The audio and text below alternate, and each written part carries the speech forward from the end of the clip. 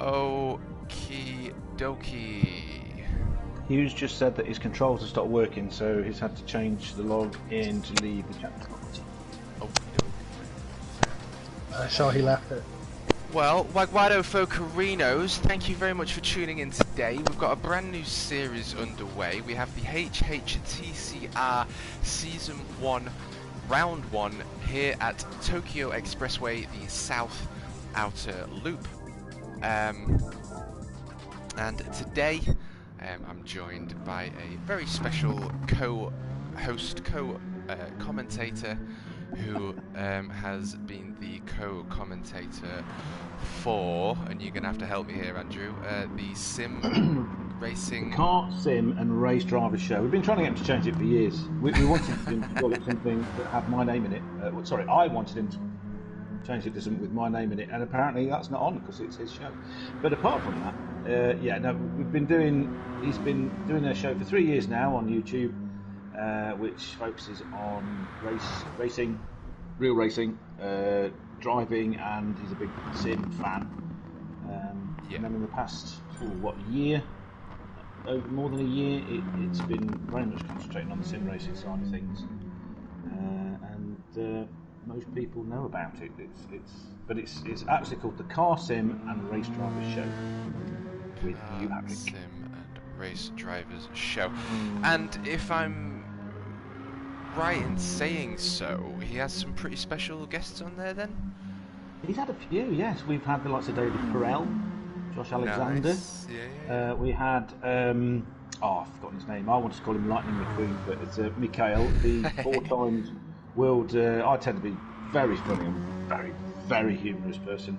At least I think so. It's a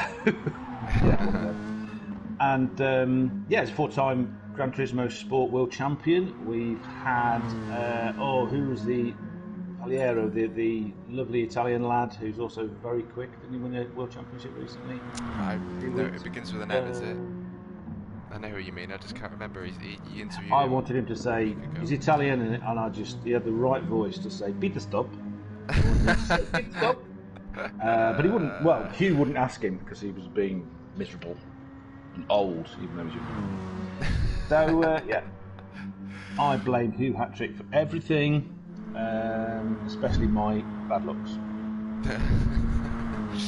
Well, we've got 6 cars on track. Are we waiting for a few more to join? Are we meant to have 10? Was it 10 we were going to have? 7. There's going to be 7. A little voice in my ear. It's like being on telly where the guy sticks his finger in his ear. Yes, and goes, it's probably worth letting the Omen. audience know that we do have a magical fairy, Richie. We can call him the director.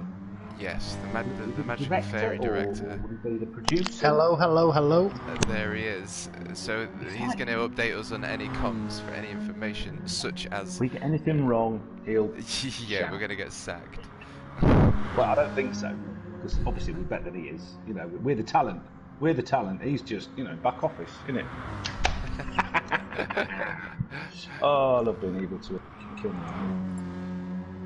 Only a little bit evil, Give me a break. So, yeah. I'm just sorting out my social media, so I might just be a little bit quiet for a minute or two. If you go quiet, I can say nonsense in your instead of you telling people what they need to know. At the moment, I'm following Mikey around the track, who's number 1 in a Scirocco, Group 4 Scirocco. He's currently the fastest on the track. He's done a 1:40.550, which is a lot faster than me. Seriously, quite a lot faster than me. I had to go on this track yesterday in our little test lobby and was...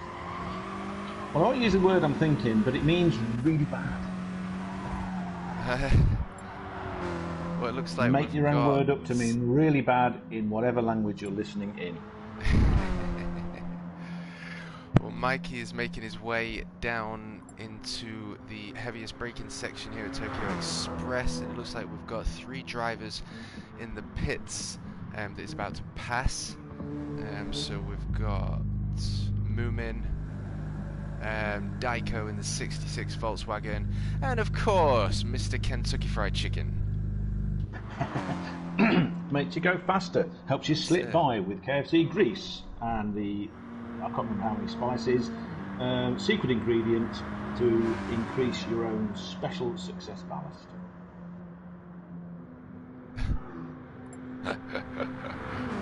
Well, eyes are on number... it doesn't tell you the number of the cars either, does it? Although, if I press F12, it still doesn't tell me the number. 45. Now I can just see the side of the car. So we've got number 45 Guinness liveried Volkswagen. That is... it's number 0 on the thing. It just stops. I know, yeah. And that's GLR Mikey. As you've mentioned, the livery, I'd like to point out that I think everyone's got a special livery for this race. Yes, and it all looks excellent. They all look really, really good. Well, here we go. It looks like the race is beginning for the HHTCR Season 1 Round 1. Over there we've got Mikey in the front, followed by Mr. Kentucky Fried Chicken, Daiko in P3, Moomin in P4, Kaz in P5, and Falconer in P6 route. It's going to be close. I mean, all of these they're all clean races, apart from Hat-Trick when he does his dive down the inside. You know, he's doing a honey badger impression. But he's still. I mean, they're all clean and fair races. So I'm expecting a clean race. Excellent getaway by Mikey there.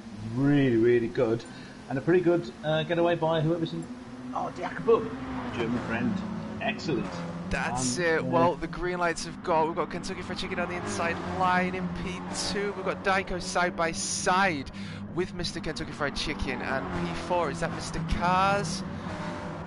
Just jump on board. P4 is we've got Cars in P4. Everyone is still very much in with the run in here. Who's going to take the dive bomb? We've got Moomin looking to take the inside line. What's going to happen here as they exit the chicane?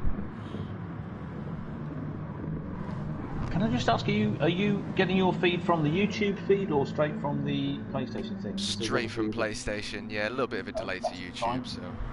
That's what I was thinking, because it's just checking we're on the same page here, because me and you have had this in the past where we were looking at things on different sources, and sometimes I saw things before he did and vice versa. It's all fun, it's good for comedy, but not great for commentary. This is it, and it looks like Hugh, we're fighting 4th position now, next to Moomin.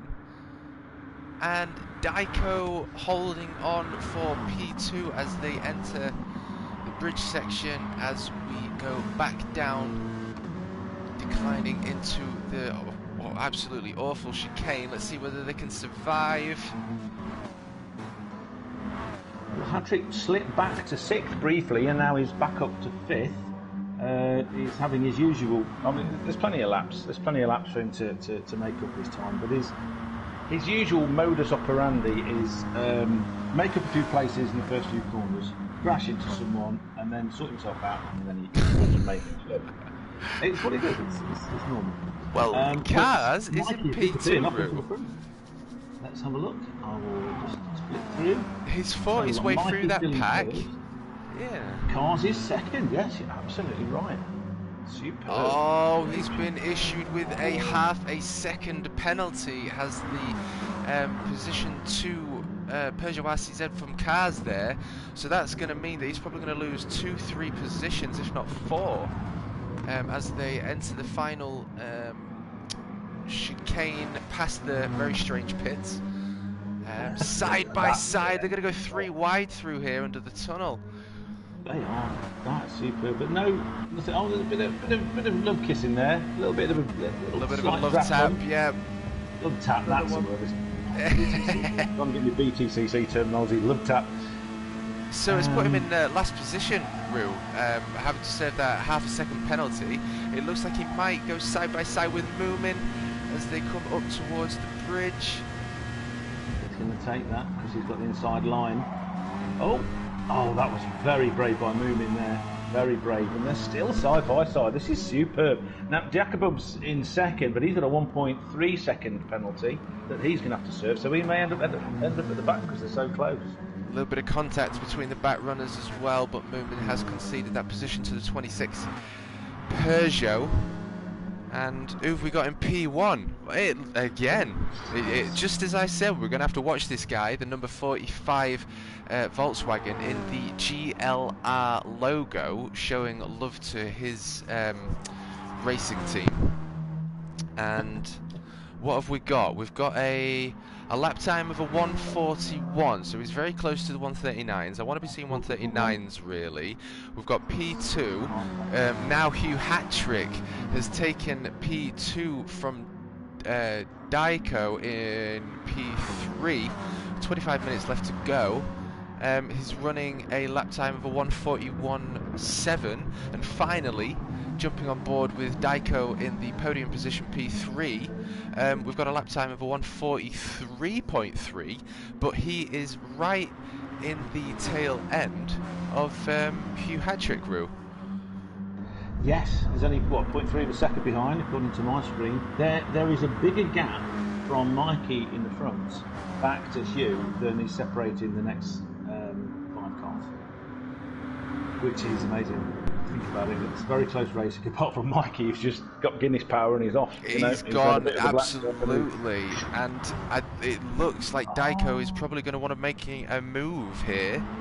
Well, he's just got himself another 1.1 second penalty, so I don't know what he's doing. He's obviously decided his towel was on this racetrack and he wants it back.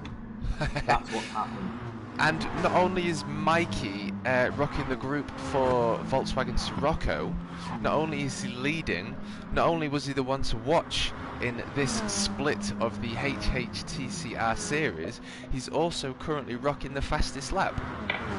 He's actually decreased his time. He's gone faster. He was on, as you said, a 1:40.177. He's just on a 1:40.147.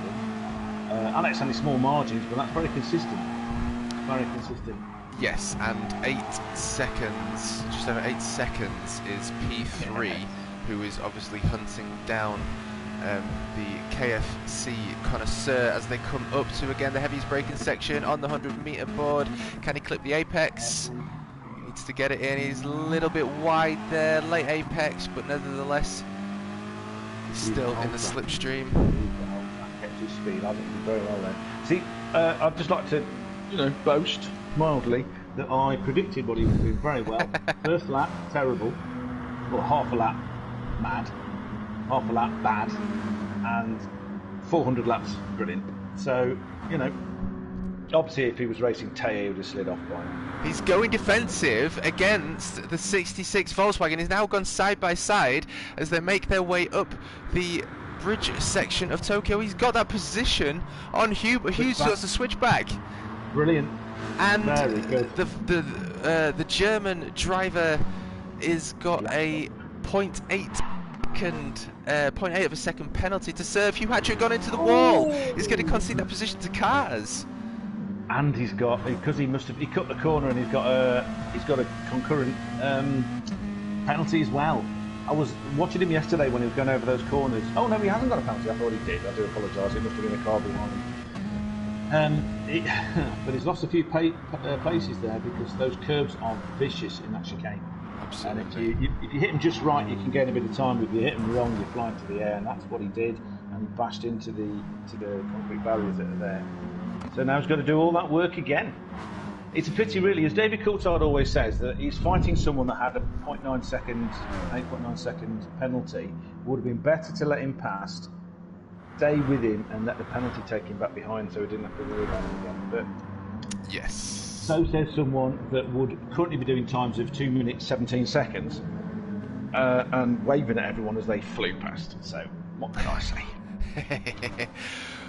Well, with 22 minutes left to go, Mikey has well and truly left the pack. We've got Mr. Falconer in P6, but only 14 seconds behind the very quick Mikey, and you can still see the rear tail lights of the RCZ of Moomin,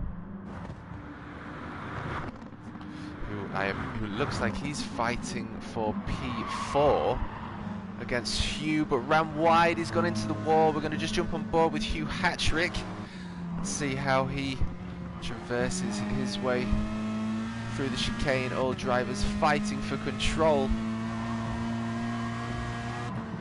So just, you probably know there's a technical question for you. Is there tyre wear on in this race? Or is I'm going to assume so, but we need the magical fairy to tell us this. There is no Magical tyre wear. fairy. There is no fuel. No tyre, no fuel. Thank you, Mr. It's Magical not Fairy. I could own a car like that never needs fuel and never needs tyres. That would be It fantastic. would be ideal, absolutely. So I Mike still has want it to be a increased his fastest lap time and he's now gone to a 1:40.1. So he's very... I want to be seeing 1:39s though, I'm going to be honest. I want to be seeing 1:39s from anyone. They were hitting that in practice, so they should most certainly be capable of hitting that in their race pace as the 45 Volkswagen of the legend GLR Mikey makes his way under the bridge.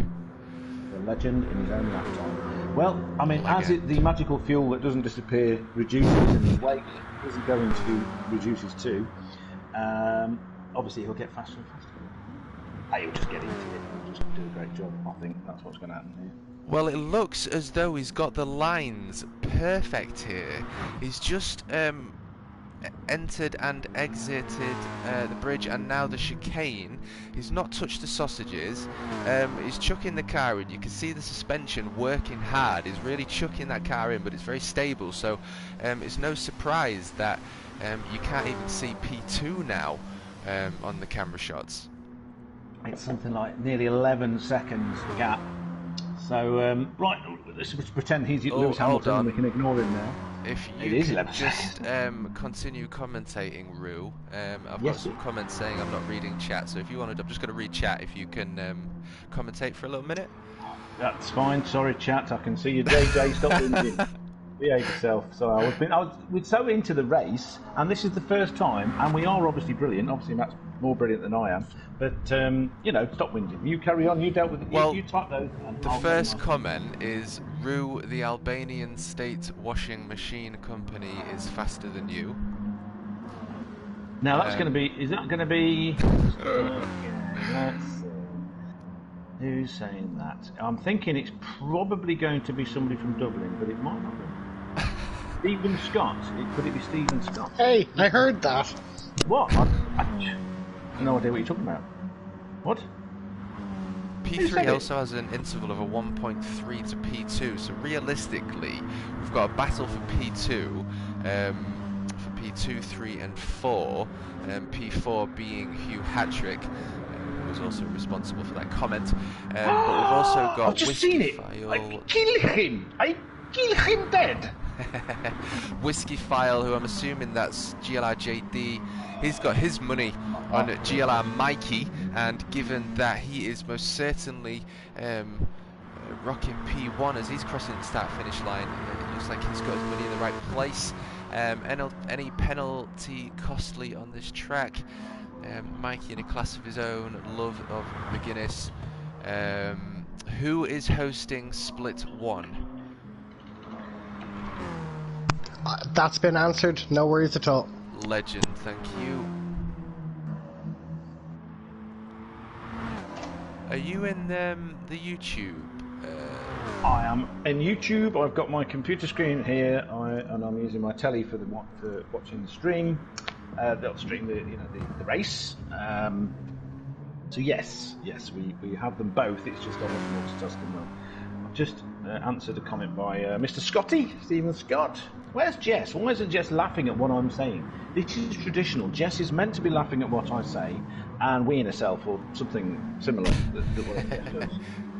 Anyway, back to the racing. Let's see what we've got. So we got Mikey's 13 seconds ahead now, so we'll leave him for a minute.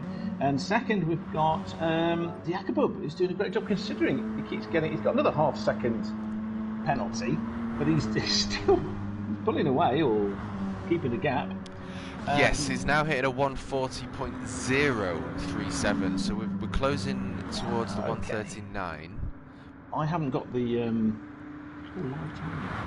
I can see the live timing if I click that button. Excellent, okay, look at this. If you get the lap chart, now that's an interesting bunch of colours in the first few laps. We'll ignore that. way too complicated. Yeah, he's getting some pretty good times there, actually. Yes, Mr. Kaz, currently in podium position in P3, is running a lap time of a 1:41.5, so he's a second and a half off the pace, which looks similar to everyone else, off the pace to Mikey, that is at Tokyo Express. Yes, he's just done a 1:41.245, so he's improved slightly. Mr. Hattrick is quicker than him on his last lap at 1:40.997, but that's still almost a second slower than Mikey.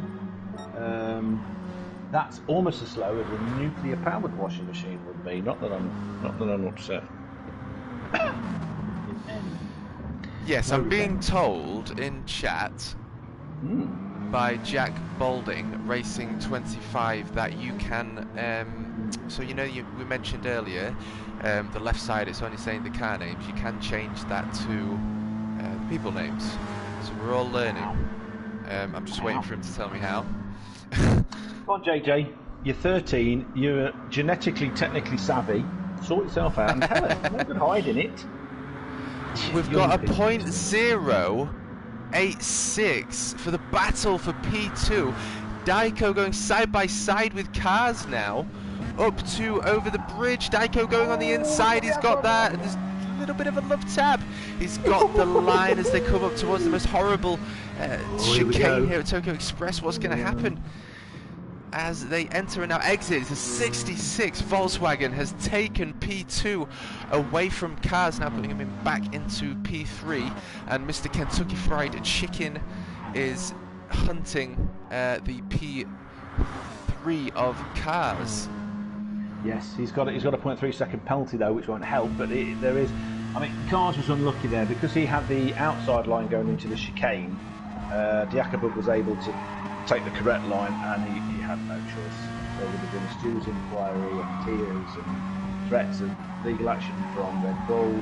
That's it. I'm sure the lawyers will be getting involved. It looks like the rear end of the KFC Kentucky Fried Chicken mobile has had a few bumps and scrapes. We're hoping the KFC will grease and overtake. That's what we're hoping is going to happen for Mr. Hattrick here. He's got a better apex. Can he get the run? He's well and truly in the slipstream of P3. So with how long have we got left? We've got just over 13 minutes left to go of race 1. We're in lap 10, and we've got Mikey now entering the bridge section and up towards the chicane of Tokyo Express. He's gapping them to now 16, nearly 17 seconds. I'd like to point out, because we haven't mentioned him, and he's a lovely fella, that Moomin Papa, in his Peugeot, why what's a Peugeot? That is extremely pink. That's what I would call hot pink. Other people might disagree with me. He's in fifth position at the moment. But that's the kind of pink that only Mr. Scott could love, because his rig is made out of that colour or something very similar. Personally, I think I don't know how we can drive that way, because I would be blinded with radiation from that colour. But, you know, he's letting his inner Elton John on stage in fancy gear out with delivery of that car, and it looks fantastic. And he's keeping up with that middle group. He's doing an excellent job. You know, they're all sort of line astern, more within a sort of second of each other, and doing a great job, all of them. Oh, Hattrick's just gone. What's Hattrick just done there? He was doing something weird in his line. Well, he's one and truly under pursuit of the identical Peugeots there. I'll be honest, do you play GT Sport, Rue? Because I'm kind of getting to know you on stream as well here. Bullied me into it. Good on him, good on him. And so I play using my controller, which I don't use it with the clickety-clackety buttons like Hugh does sometimes. When he's using his controller, you can hear tick, tick, tick, tick, tick like this. This is annoying. I use it as a steering wheel, so I use the motion detector. And it's okay, I have a bit of fun. I mostly enjoy silly sounding cars doing stupid things on tracks that I'm no good at. That's always fun. Oh yes, carry on. Yeah, no, I was just wondering, because I was wondering whether you've had a personal experience with the Peugeot, because I've driven it, and I'm not a fan of FF cars in general, and I'm not really a fan of the Peugeot, but I do know that it is actually one of the most popular choices for aliens for the FF cars. Don't know what you think about that. Well, I've watched Hugh drive it quite a lot in various races on his streams, because I'm one of the what's that word? I've got a blue spanner, one of them moderators on his channel. On the comedy side kick, Rich is the one that tries to feed me the line, "Have we got a Discord?" which I always miss. So I've watched quite a few of his streams, and he finds it quite a nice neutral balancing car, especially for four-wheel drive. I've seen him in other things like a Clio, where he would enter a corner and just power understeer straight off. So it's a lot better than that. Yeah. As front-wheel drive cars go, I think he finds it quite acceptable, but not so quick in a straight line, perhaps. Whereas I think the Scirocco tends to be a bit quicker in a straight line. Not a bad handling car either. Yes, I think you're right. I've not driven it myself yet. What front-wheel drive cars have I driven? I've driven a Mini. I took a Mini, souped up a bit around the Nürburgring a few times. That was a laugh. Very nice. Yeah, what it is, I like the Nordschleife because. Oh, Daiko's just hit the wall, Roo. So I think no, carry on. P3 and 4 will get back, but I think P and 4 might get a run because they're now on the longest section, the longest straight section.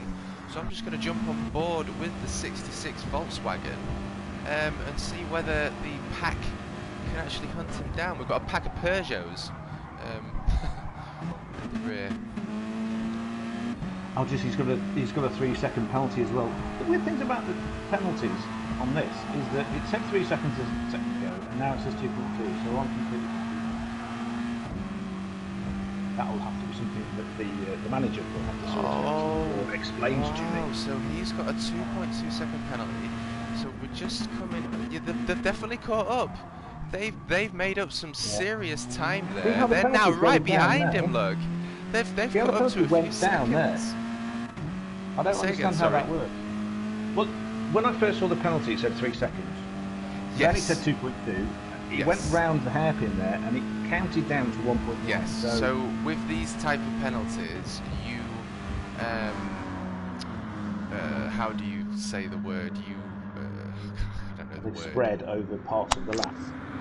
Yeah, the penalty has been burnt down. The penalty has been burnt down as you slow down and as you're off the accelerator. Yes. Okay. So it's like a progressive penalty as you go along. That makes sense. That's straight. It's less. That's it. The magical fairy is in and out. I need one in my life. It's like having Google, isn't it? Very magical. I wouldn't dare call him fairy. I would call him pixie. Oh, Moomin, so lucky not to just clip the wall on the exit of the chicane there. I think he's going to have lost a bit of a run unless he can stay in the slipstream of Mr. Kentucky Fried Chicken. He's got a 1.2 second penalty now as well. So yeah, so you've kind of got to choose when to come off the accelerator. Is kind of what I was trying to process my brain trying to say there. So we've also got Moomin with a 1.2 second penalty.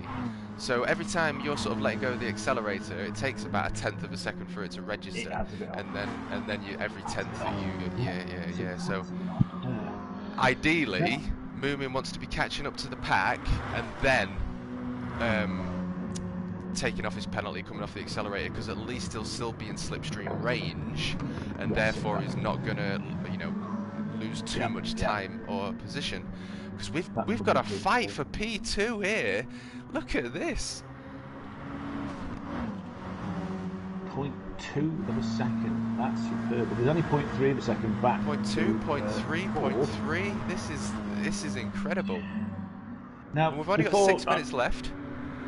We've got 6 minutes. So before we go any further, I'd just like to give a shout out to Falconer New Zealand NZ, all the way back in 6th, who's got 8 seconds back from Moomin. He's doing a great job. You know, he's kept going. He's not giving up. There's been no rage quitting in this, because they're all staunch, totally committed nut jobs who like to drive these things. So you keep you going, Captain. You're doing a fantastic job. Let's have a look at him going round. Oh, okay. Well, that's the commentator's curse. He's just went into the chicane, completely missed the first apex, and just launched himself off the big curb on the other side. So shut up, Andrew, and let's talk about somebody else before we ruin the rest of his little race. Oh, Moomin has got ahead of cars somehow. It was just through the chicane. I had it on stream. It all unfolded, but yeah, Hugh had an incredible line, so he took a few tenths there, nearly a second in front now of Cars is chasing Moomin, an interval of a 1:1:14, and now P1 of Mikey, the black GLR car. Mikey is 26 seconds. I think he needs to be in the other split. Now, he's running a solid race. We've had Jack Baldwin Racing, asking who is in the black car. What is Mikey? Do we know who Mikey is? Is he someone known to the community that we can give a shout out to? Or yep. So again, Mikey got me involved with Hugh Patrick. Mikey is involved in Guinness Lounge Racing, who are the first eSports series that I actually got involved in. Mike. Yeah. He drinks Guinness. He loves Guinness, and I'm trying to think of his moniker. I know who he is. Oh, Richie, what's his moniker on the YouTube channel, please? Because we're always chatting with him. I don't understand. What do you mean? Mikey, who's in first position on YouTube. What's his handle? What does he go by on YouTube? I don't actually know. know. Right. Well, I'd like to apologise to 52 Mikey, because I do know who he is, but my brain is doing what it does best and not responding. It's gone on holiday and decided it. I'm pretty sure it's just GLR Mike _ Mikey, to be honest. It probably is. Just if somebody could just hit me. Ow! There you go. Thank you very much. And we'll carry on. Okay, so I'm gonna have a little look at what we've got. We've got 66. Yes. So I've just put that on. We've got the 66 still with half a second penalty left to serve. We've got Hugh Hatrick in P3 with just over 3.5 minutes left to go. No penalty left to serve, so realistically he should be in P2 soon. And it looks like he's going side by side. Maybe Daiko should probably take that penalty now. I'm just going to stay on board with these two actually, because Hugh Hatrick is most certainly putting pressure on the orange and black Volkswagen Sirocco as he goes defensive. So Hugh Hatrick takes the racing line. Can he get a better run over the bridge? Oh, yes! Indeed. Superb move there, superb. Unfortunately, Diakabov understeered out to the wall, didn't he? To serve as well. Yes. Yes. Daiko and Kaz just missing the wall there, and just clipping the wall on the exit. It looks like we have a pretty good fight going on. Yep, so we've got Kaz who's just touched the wall, and that's now given Moomin the extra advantage in horsepower, and given him the position. And now, Daiko with a 1.8 penalty. Moomin's 2.3 now as well, so... Oh no! So that means that Kaz is going to take P3. He just had a big moment where he slapped the wall and ended up with a bit of a fishtail there. No tank slappers here. No tank slappers here. Diakabov agrees with me because he's also a biker. Tank slappers. And it's the front wheel, not the back. So there you go. Anyway, it's traditional for me to moan about this. Oh no, Moomin's got 3.6 seconds now. So unfortunate. So, fish slapper. Okay, I'd like a big shout out to Apolitical Mind, who, as many people know, is John Sutherland, the other co-host of the Car Sim and Race Drive show. It was... Ah, dear. It's fish slapper. We have used fish slapper in the past because we like that. Mikey is now on his last lap. He's just started his final lap. Mikey is on his last lap. Well, I'm just on board with the 66. The fight for P3. And... yeah, all cars have made the chicane. We've got the two Peugeots chasing down Daiko. But I believe he has a penalty to serve, a 1.2. And... no penalty for... the cars, no. But 3.6. 3.6. penalty. Oh For no. Moomin.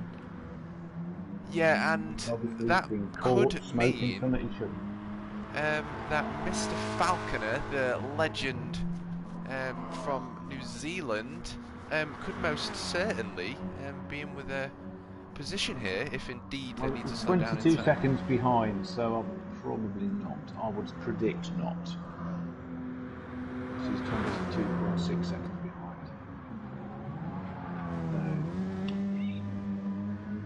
I mean, you know, it may happen.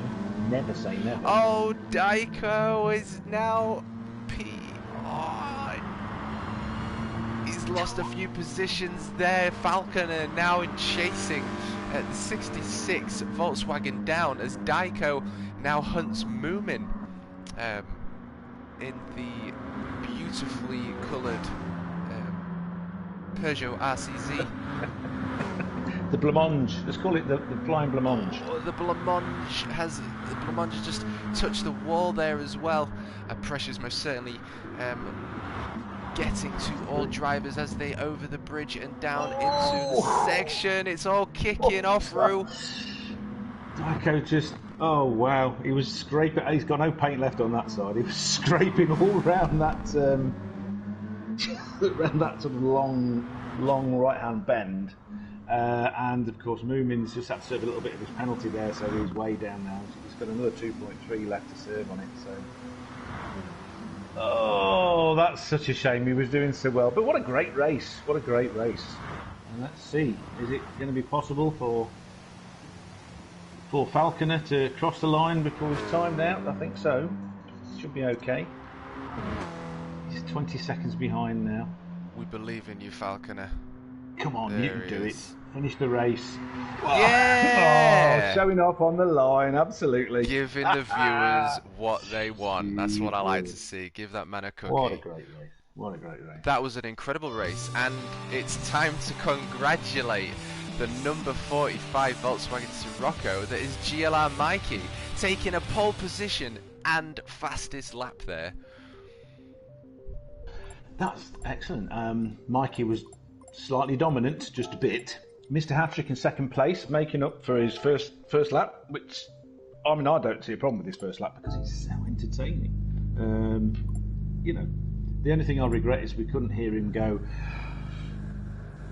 say things that he says. He doesn't swear. I've got to be fair to Hugh, he never really swears, but he has his set phrases. Actually, I blanked on.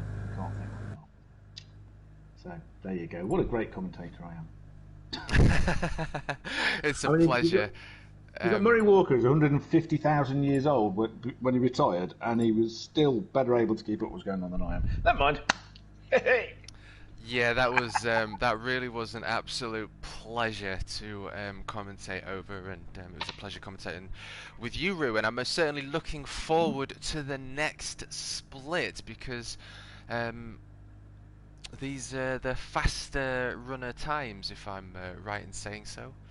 Ah, okay. All So right, we've got then. we've got the fast boys there, but I think Mike is most certainly in shot for running with the fast lads. But nevertheless, yes. what a fantastic race he has run. I've just been reminded by Mr. Hattrick on the chat that his preferred phrase is, of course, "Oh, come on!" That's what he says. "Oh, come on! I'm from the Bontas, I'll have you." So, yeah, that's what he says. Apparently he had I missed it because he wants to look at a KFC car anyway. I was far more interested in Blancmange. That he had an amazing double overtake about 3 or 4 laps from the end. Of course you did, Hugh. We believe. You know second what I anyway. didn't do? Do you know what I've just What didn't you realised do? I didn't do the replays. I forgot I had a replay option. I'm going to do that in the next Oh, race. you can do a replay. You can find his laps from the end, and then he will stop crying. I think it'd be quite nice to see Falconer's crash of the day, which is where I gave him the curse. The commentator's curse. We're obviously real commentators. It's a thing, mate. Commentator's curse is a real thing. It exists. It's a real thing. And it hurts people. It makes people cry. He's saying that he did the overtake at the chicane of death. Yeah. Of course I missed it. The amount of times I've been commentating on someone and they mess up, and I'm like, I really hope you're not watching my stream, because it's so off-putting when someone starts talking about you. So who have we got in split 1 then? I think I've been sent the information from HHTCR's Magical Fairy. I'll have another look. I'm just staying away from any possibility of racially stereotyping him, because he would be upset with that one. See, I don't mind taking the mick out of him. I really don't. I don't mind, generally poking. What? I'm saying I'm not. What? I've opened up a new Discord chat with us, between the three of us, and the split 1 and split 2 are in there if you see them. I appreciate that, thank you, that's what I needed. Okay, no, so he's very good. For all that I'm horrible to him, which he thoroughly deserves, he's very good. He is a well-worthy magical fairy, but he's given me the Tokyo South Outer Loop split 1 grid. Now, position 1, we have we'll say position 1. This is obviously the qualifying times that we've ran over the course of the past few weeks, getting drivers to put a qualifying time down, and we have Captain Muffin 88 with a 1:39.1. So these dudes are literally 1.5 to 2.5 seconds per lap quicker. That kind of puts things into perspective, doesn't it? Yeah, but I think that's kind of what Mikey was running as well. So, again, big shout out to Mikey, but nevertheless... Mikey was a 1:42.86, according to this. Right.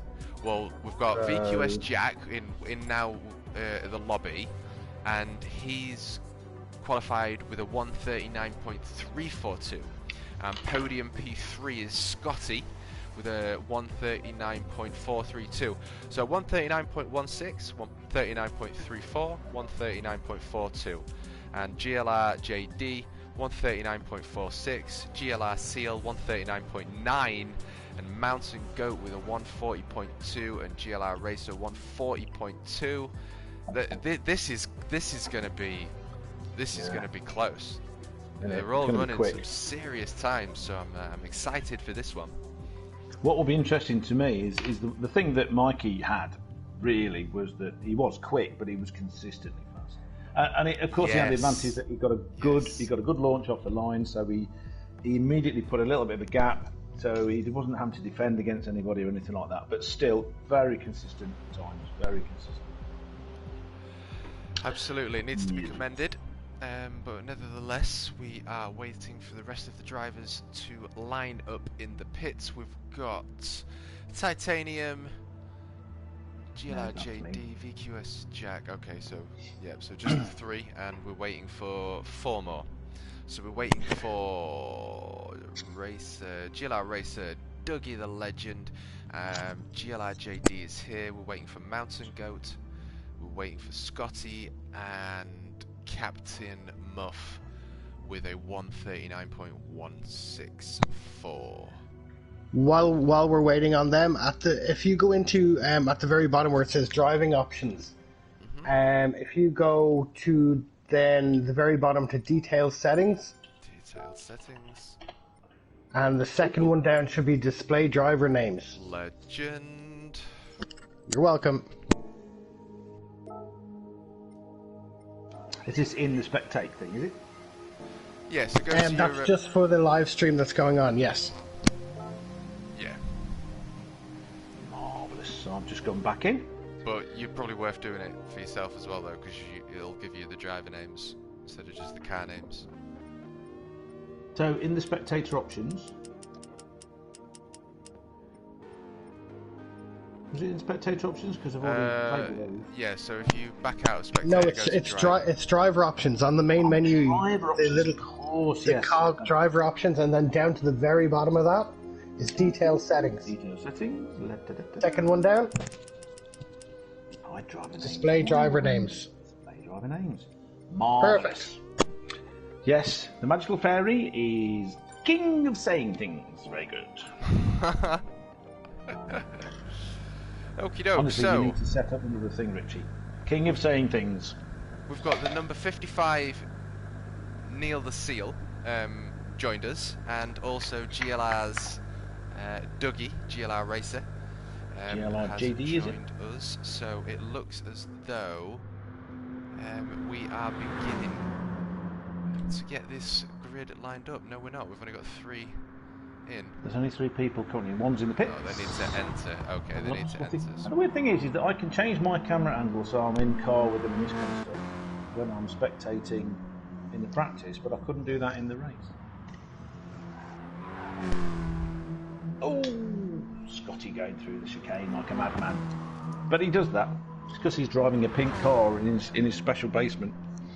That's what it is. If you saw the stream the other day with Jess and Scotty in a hat, though he didn't wear a onesie, I was really upset. There was no pink curlers, there was no onesie, and I mean, it's just, what are you going to do? Come on, Scotty. Get your pink curlers in. I mean, Jess, it's one of you, pink curlers. Anyway, in the background he had his rig, which was dolled up brilliantly as a racing, it was effectively, I forgot what they're called, Racing Point. Yeah. You know, that pink, it really was. Okay, okay. Nothing wrong with pink as long as you got dark glasses to put up with it. Pink used to be the colour of masculinity back in Victorian times. And for golfers in the 80s. That's true, yes, that's very true. I had a pink golfing shirt when I was in the 80s. Obviously I was never in the 80s because I'm only 28. But other than that, I did. I'm curious, Rue. Yes, sir. Yes. Do you know what animal a drill is? A drill? Yes. That rings a bell. A drill? Is it a kind of insect that burrows into wood? It's a monkey. It's one of these weird little... Oh, a mandrill. So it's just a shortening of mandrill. I know what they are. Mandrill, And not just because I've seen Jumanji 2. Oh, we've got Mr. Neil the Seal in the 55, beautifully liveried up Audi Group 4. Oh, that's an Audi TT. Yes, Wow. in the beautiful gold and black. Gold And also and showing love to his Guinness Lounge racing team. It's good to see these guys like Dougie, Seal, Mikey, GLR JD, because again, I know them all and I've been commentating for them all for a while, and there's 3 or 4 of them that actually race in my own series, which will be, we've got round 5 out of 6 tomorrow actually at Brands Hatch for a 90-minute race with VQS Holman actually currently leading the championship for in the Seto Corsa, and yeah, Neil the Seal is racing in there, and again Seal's racing from Australia.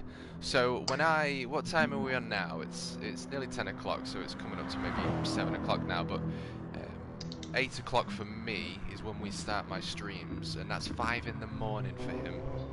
Is it 9 hours ahead? 8 to 9 hours ahead? 9, yeah. Another large country filled with sand and very strange kookaburras and spiders. I had a friend that grew up in Sydney, and she was telling me she used to play with funnel webs in the back garden, taunting them, and I'm like, she is nuts. She's an Australian woman, they're all nuts. I love them. I think they're amazing because they're just pant-wetting and crazy, honestly. Nothing like an Australian woman to wake you up in the morning by slapping you around the face and saying, "Get up!" Well, I told Neil, I'd say I'm quite close to Neil. I've got a lot of time for him, if I'm honest. He's a lovely bloke, and I told him because my partner's been to Australia. She's worked at Steve Irwin Zoo and all that sort of stuff. And I've told, we was having a conversation with Neil, and I said, I'm not coming to Australia. And he said, why? And I said, because I don't want to die. Yes, I can. Yes. Yes, it's funny you talk about Steve Irwin. I was never a fan of Steve Irwin because he was all a little bit too excitable. Oh my goodness, a stick! You know, that kind of stuff. Well, I prefer. Millions. He made him millions, but the thing is that the true daddy of Australian wildlife is a fellow called Rob Breddle. Okay. Who was known as Rob Breddle. Type him in. He had his own program called Killer Instinct, and his dad set up with him and his brother the world's first crocodile sanctuary in the North Territory, and he's literally Crocodile Dundee. He's friends with the Aborigines. He walks around barefoot, and he's called the Barefoot Bushman. Right. Big beard, and he's also known as the Animal Whisperer. And he just tells you stuff. That's what I like. I like people that just tell you stuff, no sort of fakery, no sort of really loud, which I know, ironic for me talking, but he just tells you a ton of stuff. And my favourite one I saw, there was one where he was debunking myths of crocodiles, you know, like they can gallop as fast as a horse. You know, you've got a 500 kilo croc, 22 foot long in front of you, then galloping nowhere, the legs are on the side, you know, it's not happening. But there was that one, but he had one where he used to go through the bush and find things and tell you about them. And he found a kind of python. He's lying next to it. He goes, I want to tell you about this. This is called Breddle's python because it's named after my dad. His dad discovered it. He's like, yeah, there's some serious history to this fella. Really good. Yeah, and watching him put a pair of tights on to protect him from big box jellyfish stings was just something else. He's just like, this guy knows stuff and doesn't care. I like him. So we've got a right, yes, back to racing. Political mind saying a political mind, yes. KFC gave me hallucinations after a mega bucket. That's John Sutherland. That's the other long-time friend of you and captain. He's the real racing driver. If you ever watch his channel, they talk about the real racing driver. Mr. John there has a real racing license and he got his racing license in the same session as K-Mag from Formula One, Kevin Magnussen, some years ago. So yeah, a real racing driver. I would love to do this for real. Where I have my studio opposite me, there's a guy who has got his own little premises, but he stores his BMW M3, like one of the older ones, but he races in oh, you've probably heard of it, it's I can't remember the blooming name, it's like Motorsport 150 or something like that. Anyway, it's part of that, and he raced at Donington not long ago. He goes to the race weekends, and I said, how much does this actually cost you then? Because I want to get into it. I don't mind blowing my money on this. You know, you only live once, and it feels amazing. But I said, how much is this costing you? He said, well, before everything else, like your car, your premises, your food, your petrol to get there, your everything else, it's about 500 quid a weekend, and then you've got everything else on top. So it's 500 quid to go race per weekend. Yeah. That's before anything breaks. That's before you bought your new set of tyres. That's before you refueled it. You know, and then you've got to pay for your premises, which is probably going to be 500 quid a month. You're probably talking nearly $2 grand a month, aren't you? Oh, and then that's without actually turning a wheel. Because, yeah, you've got to pay for your tyres and all that kind of stuff. But what if somebody bumps into you? You'll fix your car. Time. I years and years ago, I knew a fella that was from the Llŷn Peninsula, which isn't the Llŷn Peninsula. Not hard, you know. Welsh isn't that hard. Anyway, and I'm English, I'm really. And he was a fella called Meredith, and he was the milkman that delivered things to a petrol station I worked in at the time. And he was a rally driver, and then he gave it up, but not because of the money, though it cost a lot. It was time. He didn't have any time to do anything else. Because of every weekend you go rallying, and the rest of the time you're trying to fix your car up and make sure it's running properly. Yes. And then you've got to get there. So yeah, it's a hard life. You've got to want to do it, haven't you? It's amazing fun, but it's also a massive hole in your wallet, which you could have done a lot of other things with. Out of all the potential racing drivers in the world, how many of them are at the top? You know, no matter how good you are, unless you are lucky to get sponsorship and all this kind of stuff, and from other people, you're never going to be at the top. And so you've got to do it for the love. You've got to. You've got to enjoy the racing, because it'll never be enough validation, because you'll never win as such. I can't remember the name of the GT3, the Intelligent Money British GT3, GT4 commentators, but I'm really getting back into that. But anyway, I really like them, because John Watson jumps in with them sometimes, doesn't he? Yes. My favourite one is the one that used to do BTCC as well, and I looked his name up the other day and I've forgotten already. He's my favourite commentator. Yeah, I can't remember the names, but he said in I think it was while they were at Snetterton, he said there's two things that go side by side with racing drivers. It's racing and money, cars and money. No driver. David Addison. They've got money, and they know they need it. Which is why I think a lot of this sort of idea of getting equality in racing, and it's like, because even Lewis Hamilton, I mean, I totally respect that his dad had 3 jobs to pay for it and this kind of stuff. So he was certainly at the low end of things. But he wasn't from a council estate. He wasn't from a poor background. He was from a relatively affluent middle-class background.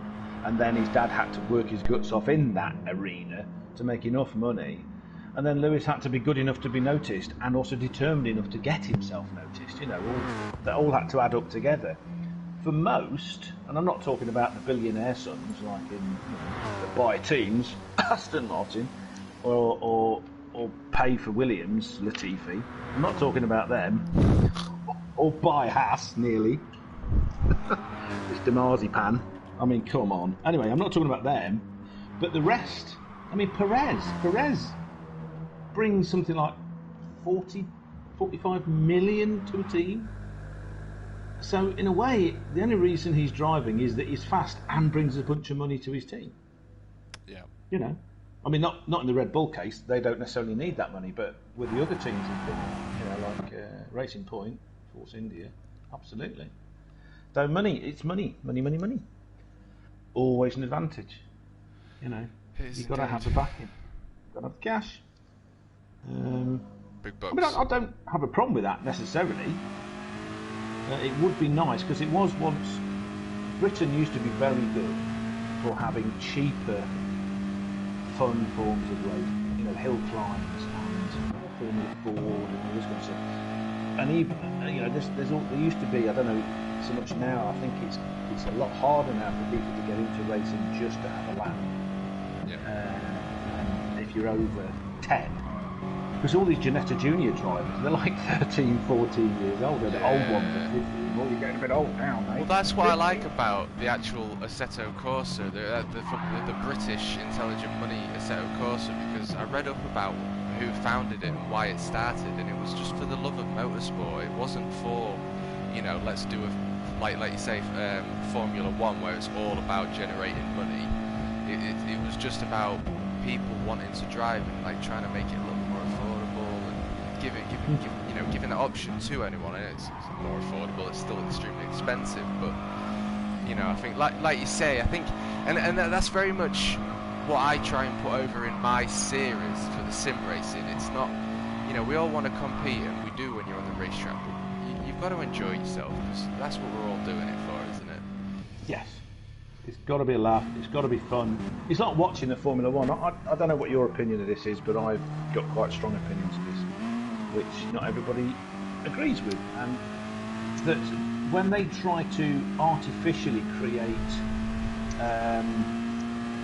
I've forgotten the word, like jeopardy, is the word, in a Formula 1 race, and it's like, that's not racing. Reverse grids and all this kind of stuff are all very interesting, but what I want to see, what really interests me, is the skill of a team and a driver getting the best out of a car. And when you then go, you find ways to mix it up, as if just the fact that one person overtakes another. You know, the skill we were watching in the first stream, Split 2, was great because they were battling each other without doing anything too stupid. You know, it was fun watching people have that fight, have that battle, you know. But if we'd have just gone, right, we're going to take 10 seconds away from this person, you know, say we'd gone, Mikey, you're too far ahead, you're too dominant, we're going to take 40 seconds away from you and watch you come back through the field. Yeah, absolutely. That would have been awful. That's kind of what they're trying to do to get a TV audience. Yeah, really it's into racing. It's a little bit too marketing wise, isn't it? But yeah. Here we are for race 2. We've got Split 1, and who have we got leading? We've got Captain Muffin in P1, VQS Jack in P2, and Podium P3 Scotty, followed by GLR JD, GLR Seal, Mountain Goat, and GLR Racer. So we're just waiting for these red lights to drop, and then we're going to get that green. And they're off. We'll stay on board with P3 as they make their way up to the first corner here at Tokyo Express. We've got the Audi in 4th position of GLR JD. And GLR Seal in the black and gold Audi just behind, side by side, too wide. Taking the left-hand corner. But they came around the first couple of corners. What Captain Muffin and VQS Jack, who qualified here in 1 and 2, were line astern. They both got a pretty equal jump off the line. Yeah, onto the heavy braking section. Battle for the moment for 3rd and 4th, is it not? Scotty and GLR JD. Oh, it's tight. These guys are so close. No one's disappearing down the track, are they? Absolutely not. And the 13-year-old is in P1. He's got the defensive line. He's saying a no to the P2 of Captain Muff. Only not even a 10th. It's closing down. We're gonna have some side-by-side action here, Roo, as we're coming up to the bridge section of Tokyo Express. Superb. So are we saying VQS Jack is our JJ, Jack Baldwin Racing? Is that who it is? I believe so. I believe he's I'm 13. correct in and that. Everyone's catching up. Quick. Oh, boom! Oh my goodness! No. Oh no, Jack! Oh, that is such a shame. He was doing so well. So he's gone from P1 to P7, but there's 28 minutes left. He's got the entire race to now prove that he can actually catch back up and work his way back through the grid. And I'm actually just now going to use my replay. He is a passionate young 13-year-old, but you know, if you're listening, JJ, you're okay. You just breathe, get your head down, catch up to him, and show your skill here, because we all know how quick you are. And you make Scotty's at the front, but you know, okay, he's got a bit of a gap, but that doesn't necessarily mean anything, because they're all very quick drivers. And that corner did mix it up a bit, did it not?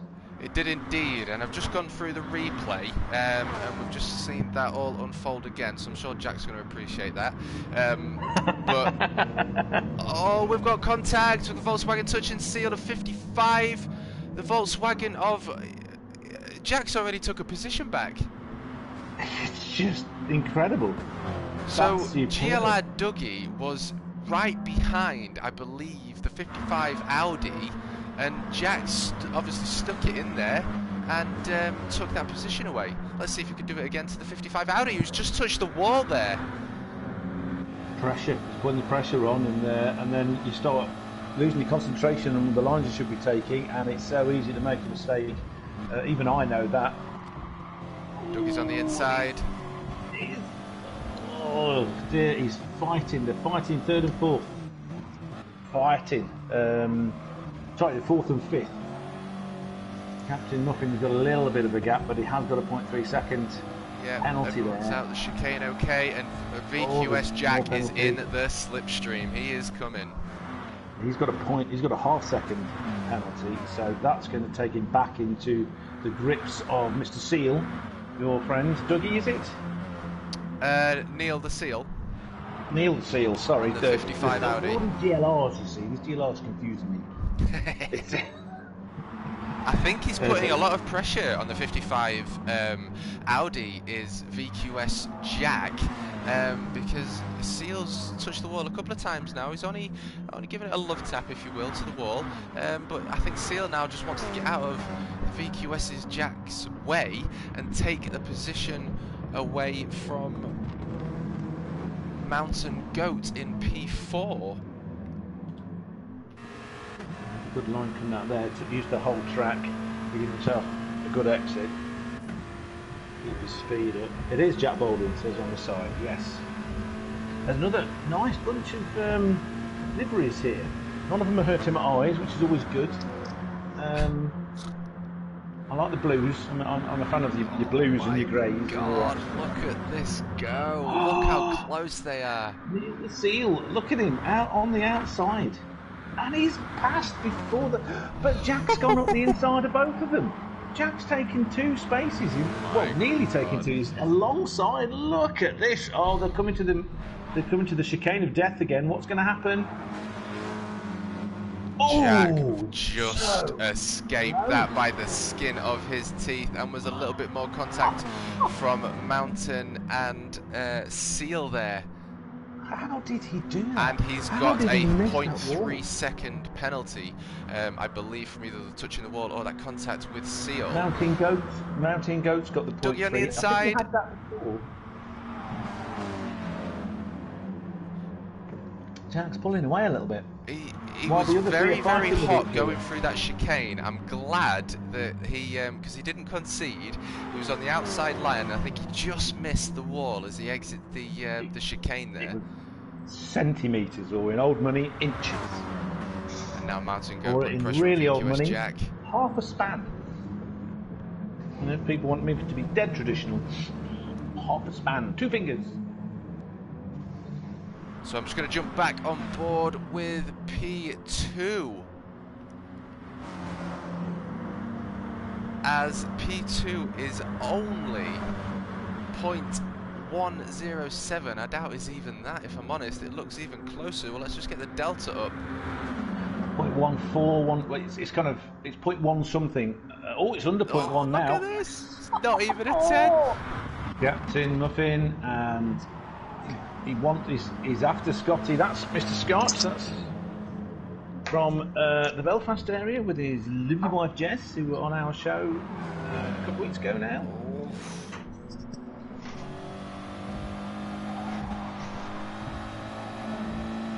I've got to confess, I've forgotten to look at the questions in the live chat again. Let's have a look, see what's going on. Moomin and Jakubov are in there, and Mikey, GLR Mikey. Yes, of course, it is. You're right. It looks like Captain Muffin's got a run, but he's just had to back out again as they're coming up to the first corner here at Tokyo Express with 23 minutes left to go. Is he going to get a better run? He's got a better run, but is he going to make it stick? Is it me, or did he lose second place to Dougie? Because that's your mate, Dougie, isn't it? Yes. JD. Yeah. No. Dougie is Dougie is GLR racer. He's the one with the NOS livery. Oh, both cars just missing P1. Jeez, this is heating up for sure. Well and truly in slipstream. You could not have got a Rizzler between his car and the wall there, but he didn't touch it. You couldn't even get a digital piece of information there, no. Oh, a bit or a byte? There was not even a pixel left. Wow. But them two fighting has given Scotty a bit of a break. Sort of. I think that slipstream's brought him back. JD now in P3 as they go over the bridge, taking a right-hander. They want to keep that as in as possible. All drivers look like taking the same line. Coming up to the chicane, what's going to happen here? Are all drivers going to make it? Or are we going to have any issues? See how Jack's doing. He's on his own. He still likes taking that first curve a bit. Ooh, boom, doesn't he? He does indeed. Goat 13 is back in 5th now with a slight penalty, 0.1 of a second. Neil the Seal is just behind him. He's got a good run, it looks like. I'm going to jump on board with Neil and see whether he gets the run here. Dougie is in a poor run. Bless him. What did he get that before? Does he like Renaults? Oh, this is incredible racing, bro. It's absolutely cracking. Superb. while you've got the main screen on those, I'll go and check with the ones ahead. Yep. Jack's all on his lonesome in 4th still. GLR JD is still at the back of... Oh, Scotty's lost first place to Captain Muffin, so I don't know where that happened, but Captain Muffin somehow got past Scotty Senior, Stephen. Well, if you can, for a moment, if you can watch the fight for P4 and 5, I'm going to stay on board with the fight for P1 here, because we've got a lot of things changing up front, and if you see any drama, shout me out and I'll quickly press P5 on my keyboard. Well, P4 is all on his own. There's a big gap. There's like a 3.5, nearly 4-second gap back to 5, and then you've got a bit of a gap opening up between 5, 6 and 7, so you carry on, sir. Happy days. All drivers well and truly safe out of the chicane. Coming up to the penultimate corner here at Tokyo, and over the start finish we have just under 20 minutes of racing left to go. So grab your drinks, grab your popcorn, grab whatever you've got, and enjoy the remaining 19 minutes of the HHTCR Season 1 Round 1 opener. Now, I've just been having a look at the times here, and you know how impressed we were with Mikey on his wanting him to get to the 139s. Yes. Well, Captain Muffin 88 is his best lap is now 138.906. Oh, I think he's going to lose first position to Scotty. Yes. Scotty there in the Sirocco. Yep. I think we was mentioning earlier as well, we was talking about the FF cars and was going through the differences of the Peugeot and the Volkswagen and the Audi, and I think there's definitely when I've driven them, there's definitely differences between the Audi, and I'd say the Audi perhaps has a touch more handling, touch more aero maybe, and the Volkswagen maybe has, you know, 1 or 2 horsepower more for the balance of performance. I don't know, but you know, it looks like we've got an interesting a little bit more fight sort of downforce, a bit more but more drag. Is that what you're saying? But the Scirocco's a bit quicker in a straight line? Is that where you're going with that? I may be wrong, but obviously leading the race. Well, they're essentially the same floor pan. You know, the Volkswagen Group use the same money. That's true, same company, isn't it? Same company. If you've got the Skodas, they will have the same floor pan as well. If you've got the Octavia, it's the same floor pan as a Golf. All the front-wheel drive Volkswagen Group cars. So Seat's another one. Skoda.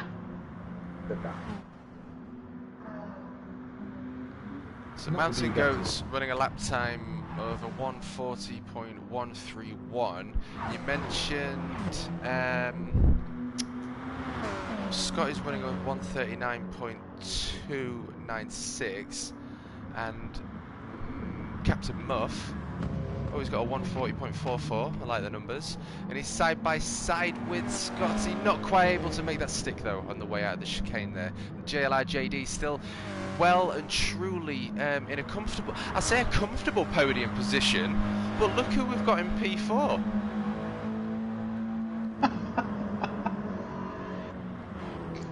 He's been in P4 for a while, and he seems to he's got They're side by side in the tunnel, and JLI JD has fallen back. So we've got a fight for P1 here. Scotty in the rear of the Audi, driven by Captain Muff, and down they go up to the chicane. Can they both make it stick here? Oh, Captain Muff, I like that. Oh my god, I hate it every time I see them go through that. Captain Muff was able to keep the Audi under control as he hit both sausages, I believe there. But I'm going to jump back on board with VQS Jack, and what interval have we got? We've got he's 2.2 seconds behind P3 of he's made up a second GLI JD. What's this guy on? He's on youth. He's on youth and yeah. Pepsi. Youth and Pepsi, that's what it is. Youth and Pepsi, well. That's what I'm saying. Mars bars. Youth and anger against old people. I'm definitely going to be asking him for some advice and tips, as I do know VQS Holman, who races with the GLR boys, and he races in my TMKup. Tomorrow was at 8 PM. He's seriously fast, also winning the race, and we've got a VQS Jack driving in GT Sports, and he's seemed to show some serious pace. And I do know that VQS Holman is currently the 6th fastest GT Sports driver in North America currently, the Toyota Cup that they're doing. Well, the race for the lead is still very much on. They've got less than a tenth of a second between them. Captain Muffin is, he tried to go around the outside, going over the flyover bend at the end of the lap. I think it's the end of the lap, is it not? No. Oof. Squirrely rear end. So let's have a little look then. I'm on board now with the Audi in P2 chasing down P1. I'm going to see whether the slipstream comes into effect or whether the Volkswagen can pull away. It looks like the Audi is indeed pulling him back. Can he get side by side? The Volkswagen is going to go defensive. No, he's going to take that line. Is he going to? Nope. He's backed out. He's going to keep on with the racing line, maximise track widths as they continue to make their way through Tokyo Express with only 14.5 minutes left to go. This is so close. I mean, so how long have these two guys been racing like this now? How long has the session been going on? Just over 15 minutes. 15 minutes of mad 140 mile an hour electronic racing. On the straights. I took that corner at about 40, according to my display here, coming out, accelerating slightly downhill towards the flyover bend, as I've decided to call it. That works. Well, it's a flyover. And it's we can call it the wall of death because they keep using it like one. Well, that's it. We can call it whatever we want, really. Wall of death. That sounds good. You've got the chicane of death. What about? I know who knows the name. The Magical Fairy. Maybe the Magical Fairy will tell us what the name of that corner is. Oh, Magical Fairy knows these things. Magical Fairy. We'll go with the flyover. You can call it whatever you guys like, but flyover is fine. No, it's the flyover. We've heard from Google. Google obviously likes you more than me.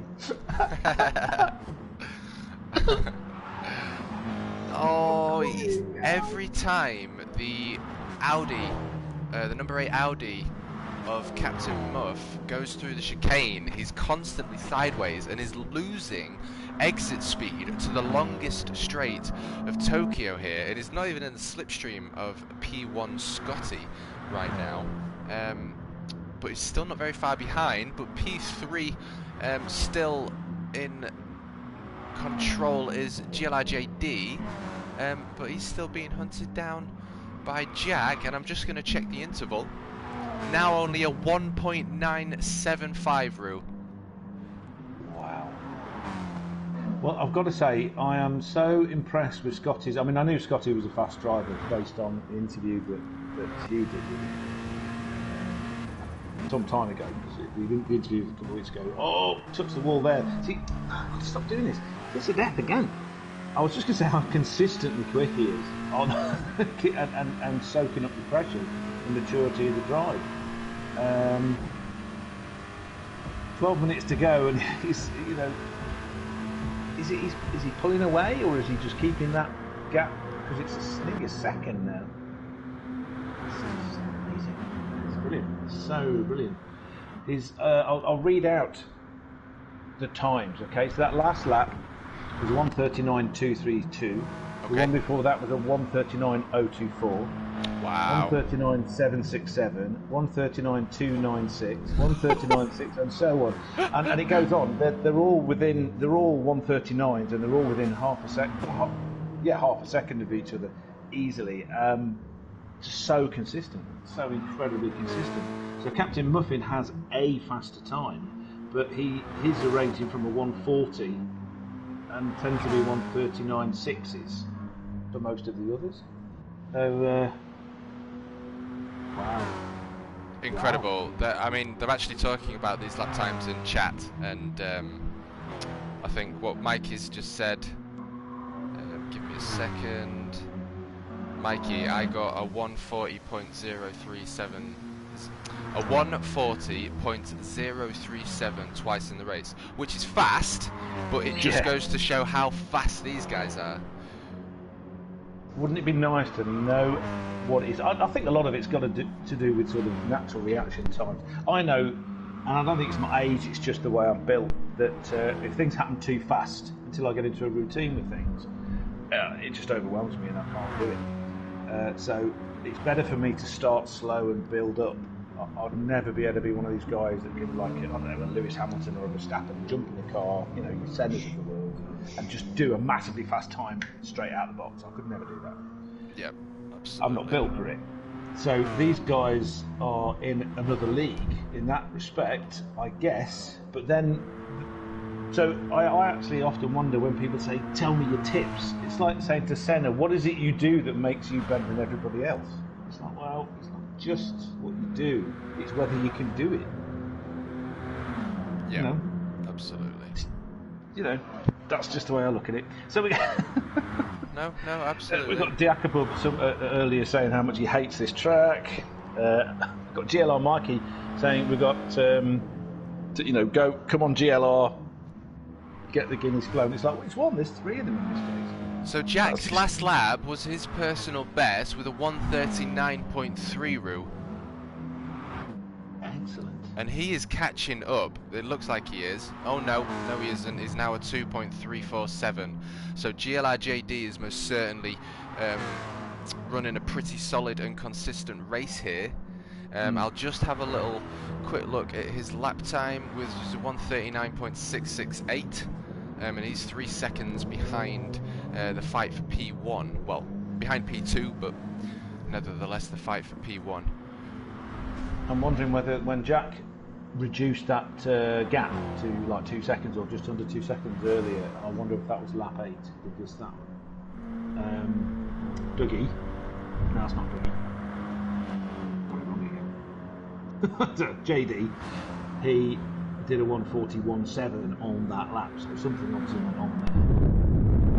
It's pretty consistent sense. Well, if you don't mind, Roo, I'm going to stay on board with the front two, because it's the only fight we've really got at the minute. Keep your eyes on Jack for me. Let me know if there's any action I need to look at. But we've most certainly got a fight here. We can see GLR's JD just exited the chicane there in the camera shot with P1 and P2, and now the Audi. Well, they're having a game of ping pong, backwards and forwards all the time. But currently we've got Scotty in P2, driving from sunny old England, and rocking a podium P1 position in the Group 4 Audi TT is Captain Muff. Not from England, Northern Ireland. Oh, sorry, I'm looking at his badge. So no, it's fine. No, he's a Belfast lad. So is Captain Muff from New Zealand? Is it New Zealand? We've got a New Zealand flag. That's an Australian flag, isn't it? I meant Australian, yeah, yeah. Because don't the stars represent? No, sorry, I'm being nerdy. Don't the stars represent the states? I believe within, so, yeah. You know, like Queensland, something on those lines, just to prove to our Antipodean cousins that we don't just think of Britain. We do know about the Commonwealth. Yes, I missed Scotty being overtaken by Captain Muffin. So once again, commentator's curse. I was saying how brilliantly consistent he was, and then he gets overtaken. Good job, Andy. They are all Australian. The New Zealand flag doesn't have that star under the Union Jack. Excellent. I need a magical fairy in my life. It's like Siri, but nowhere near as annoying. Isn't it? Okie doke. You want to swear at Siri, but I don't ever particularly. No, I often want to swear at him, but not for that reason, just because. So the fight for P1 isn't even a second away. Obviously, Scotty needs to be in that window of a 0.750 to capitalise on slipstream, which he now has. it looks like he's able to traverse his way through those corners a little bit better than the Audi. So my comment may be completely and utterly reversed there as they come up to the hardest braking section of Tokyo. Can he get side by side? He needs to get a good run out here. He's most certainly in the slipstream. I think he's going to be side by side as they go under the bridge and enter the right-hand corner. Yeah, he's pulling him in. So close through the tunnel. Oh, he's just bumped him along. It's just giving him a bit of a boost. Did they touch? Wow. Around the wall of death. I mean, if anything, that's probably quite a good thing, because it just keeps them two away from P3, you know? Well, don't they call it a bump draft? Isn't that what they call it? Yes. Both made that Audi, through. when it goes around through the chicane, it doesn't look slow on the heads coming out the last part of it. So Really Jack does.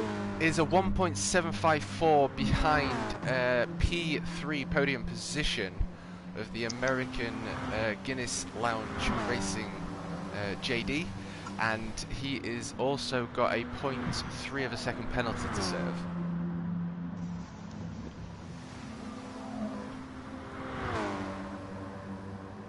Mountain Goat 11.7.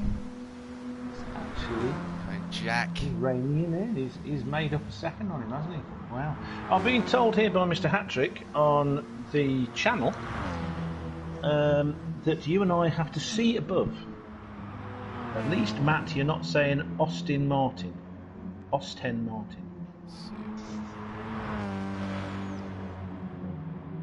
See above. What we're seeing above? I don't know. Okay. That's a problem. I'm trying to work I'll come out. back to that. It looks like we've got a fight between the GLR boys, though, in the Audi and the Renault, the NOS liveried HHTCR energy drink. Oh, he's right a bit wide. Side by side. Side by Golden side, and do orange. they go? That was close. Neil the Seal. Neil Seal in hot pursuit of GLR Dougie. They both know each other very well. So what we're going to see here, because he is well and truly in slipstream, he's weaving left and right because he's so close. Got to be side by side up here. Jack is now P3. What? Oh my good God. Thank you very much for that. The magical fairy, because Jack has had an awful start at the beginning of this 30-minute race. We only have just under 3 minutes left to go. He's still got a 0.2 second penalty left to serve, but he's gapped GLR's JD, who's clearly made a mistake, losing 6 seconds, I believe. His to last lap was a VQS's Jack. 1:44.7, JD. Oh. So something's happened to JD there for him to be able to, you know, have to find your special replay button, sir. Oh, I keep forgetting about I think it happened. I think it happened perhaps a little lot too far back. Okay. Yeah, it did. So, just having a quick read of Austin Martin. Well, the fight for P1 is still well and truly on as up the bridge they go. The Volkswagen is took the inside line, side by side. He's in front of the Audi. Can he make it stick, or can the Audi get the cut back? It doesn't look like he's got the run. Let's see what they do here as they go through the chicane. Audi not touching the sausage. He might have the better run here, and he has slipstream, so I'm most certainly expecting the HHTCR liveried Penrite Audi Group 4, driven by Captain Muff from Australia. Can he make anything happen as they come up to the first corner here at Tokyo Express? Oh, he got the draft there, didn't he? Oh, he got a bit hot into that And we've got a rubber track now as well, so I would assume grip is going to be increasing but also decreasing on tyres. And they are using racing hards, so they don't offer the most grip. Well, I think Captain Muffin is really pushing now, because we're close to a minute from the end of the race. When he came out of the chicane the last time, the entrance was fine, but when he hit the big curve on the way out, which lost him a bit of time, the draft brought him back close to him, and then he pushed too hard going around that other flyover that's not the wall of death. So, he's lost quite a bit of time now. But he was pushing so hard. It's like that desperation, isn't it? I'm so close. I've got to get him by the end. Well, superb racing. It just goes to show that at least he's decided to push on this final lap, you know. Oh, GLR, Neil the Seal is side by side with number 14, Dougie, in the NOS liveried Renault.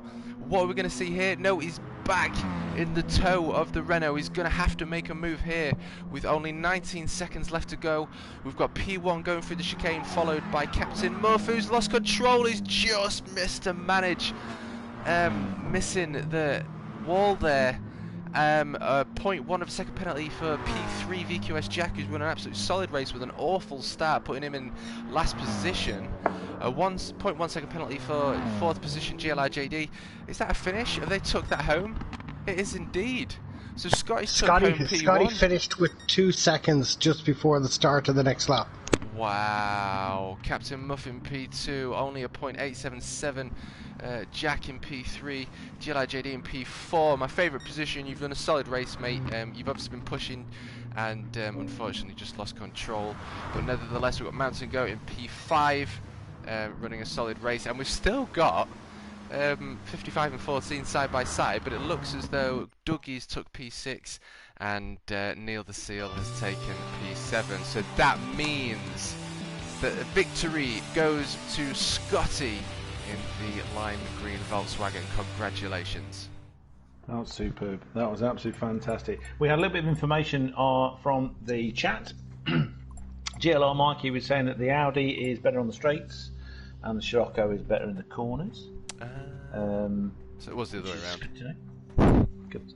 Well, it made for a good race though, because you've got the Audi catching up on the straights, especially with the draft, and then Scotty was able to just keep position or retain. Well, this is it, isn't it? It adds another dimension to the racing, because some are a little bit better through the corners, some have got, get a better run, you've got a bit better horsepower. It just adds to that extra, dimension of sort of thinking how you're going to race and people's pros and cons, strengths and weaknesses of driving. But that was brilliant, and I've most certainly enjoyed that, Roo. It's been spot on, and well done to the racers. Excellent. I mean, this has been quite exciting. I'm very surprised that electronic racing can be as exciting as it has been tonight. And I think we've made some discoveries. We've made discoveries that the French cars are okay, that the Volkswagen-based cars with the right drivers in may be better. We have discovered that gold livery doesn't always get you to the front. And we've discovered that having a magical fairy is better than Siri or Alexa or other things. Very happy to help you guys. Thank you very much for everything. You guys have been magnificent. Thank you very much. Mate. So have you, thank you. It's also worth saying 2 things I'm going to say. First one, I'm just going to say it, and then I'm going to jump straight into the second one. Obviously we know that we had someone else originally set this up, so I just wanted to say a thank you for originally setting this up, because at the end of the day I do think it's worthwhile saying thank you to Kevin. And also Hugh Hattrick has also had to say that he needs to stop because he's got a lump in his throat. Oh, bless. So I think tonight's been a success. It's been a success. I'd like to say that I think you're a superb commentator. It's been a pleasure commentating alongside with you for the first time. Well, second time tonight, but for the first time this evening, it's been great. We've, we'll only get better. This is it. Are you going to be here next month? That's the plan. Okay. That's the plan. As long as I can not strangulate Sony or and any minute now the fairy's going to say stop whinging. But yeah, we sort of I've got me PSN Plus to be able to carry this on, and yeah, I should think so. If you're happy to carry on, I'm happy to carry on. Most certainly. It's lovely to see some familiar faces on track. It's lovely to be involved with some great people. It's great to be involved in an awesome series. It's amazing to be able to have these spectator options. It's creating for a very engaging experience for the audience, and as I'm seeing 308, 310 comments now flash, it's definitely been a success. So yeah, very grateful, very grateful. I'm going to probably just say my last bit, so if there's anything you want to say, now would be the time. I think if just to congratulate everyone for doing such a superb job, very clean racing. There was no argy-bargy. Watching Hugh race on his streams and a couple of other people that we know, it's tiring to see people race the way they often do, where they think push to pass isn't a button, you know, and they seem to think death race is the way to go, which is where I get a lot of my comedy and my comments from. But tonight they've been superb, and watching, I mean, Hugh, you know, in a comedy fashion, but he did a great job in coming back to second. And Jack Baldwin did a superb job after his little incident on lap 1 to come back and get third. But everybody did a great job, and a superb set of races between, battles, I should say, between people. So thank you very much, everybody. Yeah, absolutely. It was a lot of fun. It was a lot of fun, and pretty much everything that you've just said. Congratulations to all the racers. Again, I think collectively, we're here to just have fun. Obviously, we want the rules and it to be competitive, but again, fun is where we're all at, and it's been an absolute pleasure, Roo. I'm just going to say my final pieces and end the stream. So, thank you for joining us. Pleasure. Yeah, thank you very much. So, it's going to end the stream there. I appreciate everyone that has been involved in the creation of what this is and has become. It's been a lot of fun. I can't wait for next month for round 2. Do we want to say when the next race is, or is that absolutely? Do you know? Is that things have not been confirmed? Things have not been confirmed just yet. Please stay tuned and join the Hugh Hattrick Discord, please. And this is exactly what I was going to say. But not as good. I didn't mean to step across you, Rue. My apologies. That was the reason. Okay, I'll put that another way. Thank you for saying that, because I didn't have a clue. That's what I actually meant, but I couldn't join the Hugh Hattrick Discord, and also join the TMK Discord. That's exactly it. So just to finish off, thank you very much for watching. Obviously, big shout out to the GLR boys as well. It's great to be